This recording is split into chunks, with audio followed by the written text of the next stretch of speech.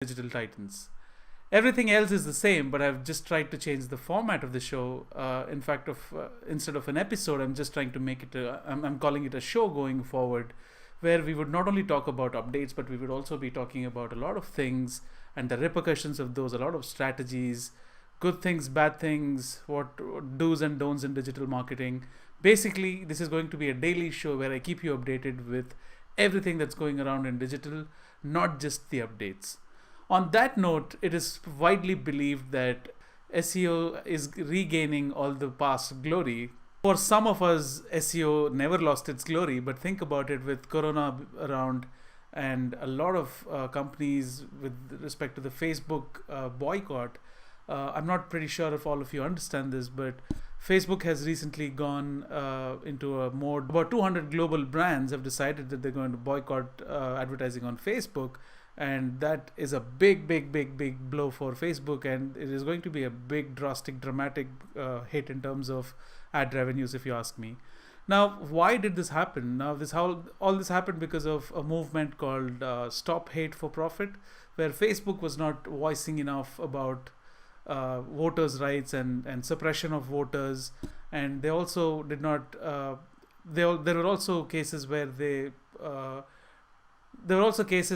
turned blind eye towards racism and all those things. So about 200 companies, including Starbucks, Coca-Cola, all these guys decided that they're just going to boycott running ads on Facebook from July. Now, I don't need to tell you what that means for Facebook in terms of ad revenues, but also understand that these companies, don't you think that they would be losing out? Aren't they scared about losing those leads or revenues that they were getting from businesses all the while? But think about it, experts say that it is probably one of the most interesting things to do, and there is something to learn for all of us. Now, a budget cut on an ad platform like Facebook literally means that companies would typically lose out or should lose out on the revenue. But think about it, standing up for something really strong, as whether it's racism or suppression of voters' rights, has gained such a great importance, where these companies would actually get a lot of positive marketing without even spending a penny. Now, that's something which is really brilliant, and in fact, if you look at it, that could be a master blow in terms of Facebook ending up on the losing end, while all these companies, though they're not spending a lot of money and they're shaving off their ad budgets, but this could actually mean a big blow to Facebook, while companies in turn could gain a lot of publicity and positive publicity for what they're standing for. Now, in the wake of these times, because of COVID and all these things happening, SEO seems to have gone their past glory back, definitely. Not just that, I was just reading an article recently where not just that, I was just recently reading an article where Google is making a lot of a lot of modifications to Google My Business, and it's also they shared screenshots of Google running a pilot project where ads were being showcased and distributed on Google Maps listings, etc. Now, while all of these things are happening, there is a lot of Facebook is just not accepting. There is a major push that Facebook is aiming at with recent partnerships with Jio. It's a known fact that about 59 Chinese apps were boycotted in India, and the government just killed these access to these apps.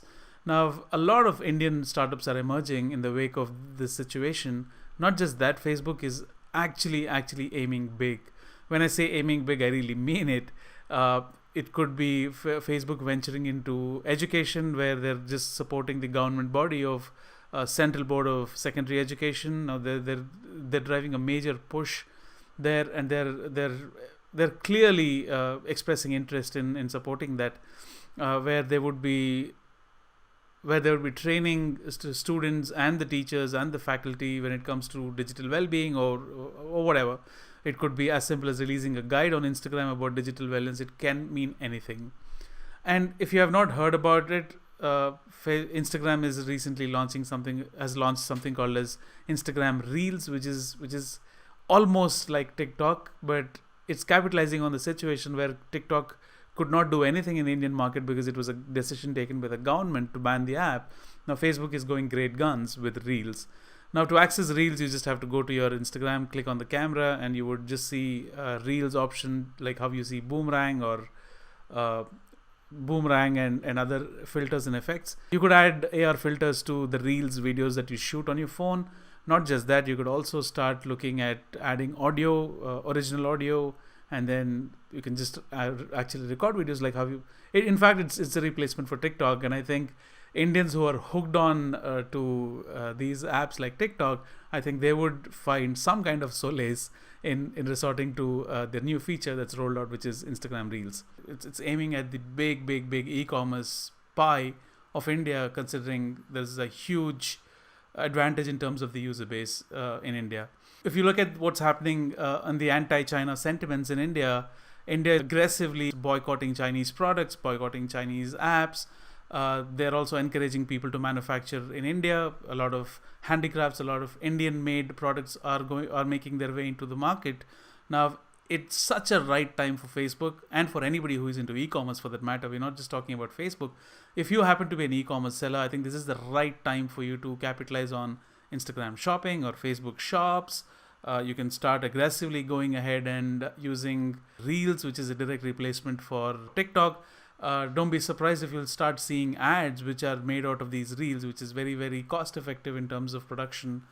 And again, if you happen to be one of those guys like me who felt sorry for not acting when TikTok was at its peak, I think there is another opportunity for all of us coming, which is Tangy, which is a Google product, and I think you should totally go ahead and start using this product because it's early and it's the right time for you to start making a mark. In fact, the first thing that I would do after recording this, after this stream, is I'm just going all in and start making a video on Tangy because I don't want to miss out on the opportunity this time.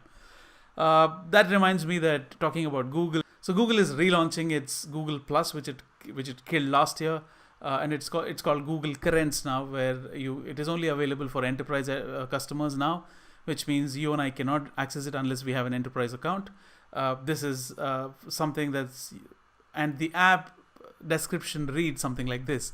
It is something that you could use to stay in touch with your colleagues, get in touch with like-minded people, shared with common shared interests, group collaborations, team collaborations, etc. in an enterprise setup as such. So that's something new that's happening, and this is something which I really wanted to talk about because we started off with SEO regaining its past glory. Reports, there are some updates going on in terms of Google going to display thumbnails in Google search results. This is something which I have covered in one of my episodes in the past. Well, it doesn't stop there. Google is also going to include thumbnails in the Google Auto Suggestions dropdown. It's just going to give a new look and feel to Google with these thumbnails showing next to search results.